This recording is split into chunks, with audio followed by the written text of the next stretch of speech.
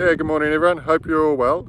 And like usual, hopefully you're playing some decent golf and enjoying golf out here at the moment. So, it's beautiful having the sun out quite regularly. The course is playing totally different, which is fantastic. We sort of expect to see a bit of dryness around the place this time of year. So you obviously don't get too caught up on what it looks like, and just obviously we're trying to ensure that the surfaces play firm and of reasonable speed as well. So like I say, we want to actually see a bit of dryness in our fairways and at times in our greens as well. So but the team have been doing just again regular maintenance at the moment in terms of just the mowing frequencies and all that have increased. Still doing all our dustings, which again keeps the surfaces smooth. We've done a small hollow core as well, which has been great for them. And the best thing is it's a little disruption to the surface as well. So the next major thing that we've got coming up into the next sort of maintenance Monday, and we've got the course closed Tuesday and Wednesday as well, is we'll be scarifying all our sort of cooch surfaces. So it's important that we continue to do that. When I first got here, the plant health of the cooch wasn't in the best shape, and there was a lot of sort of long leaves. So when we ran our scarifiers over it, it was standing up 4 or 5 inches, so which is quite high. So we don't really want that.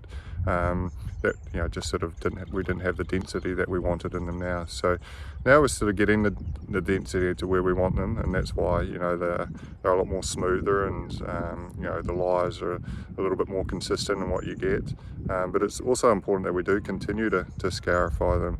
We accumulate thatch quite quickly.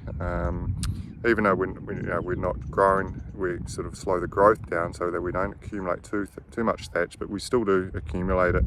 And so it's important that we do we do remove that, and the best way to do that is by scarifying. So it'll be quite, like I said, quite aggressive sort of this one. So we'll sort of expect the surface to be open for a little bit, but the reason we're doing it this time of the year also is just the recovery is a lot quicker, and also our golfing calendars quieten down as well. So obviously we've got a few visitors out there, but in terms of our member disruption to golfing events, it's minimal in a way. So the other important part to it is, I talked a little bit about dryness that we expect to see, is that it allows water to get into our profile as well, because we've got quite a sort of accumulation of thatch on there, but we've reduced it a fair bit from when we started.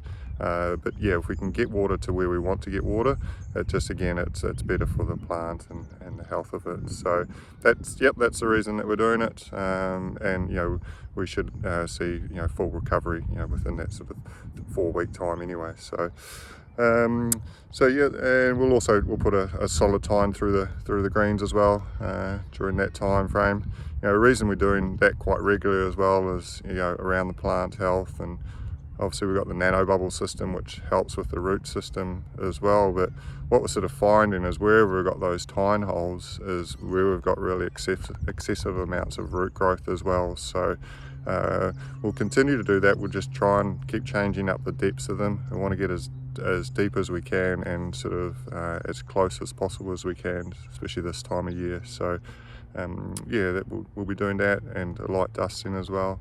But that's probably really it from me. Everyone, make sure you keep playing good golf and keep enjoying it out here.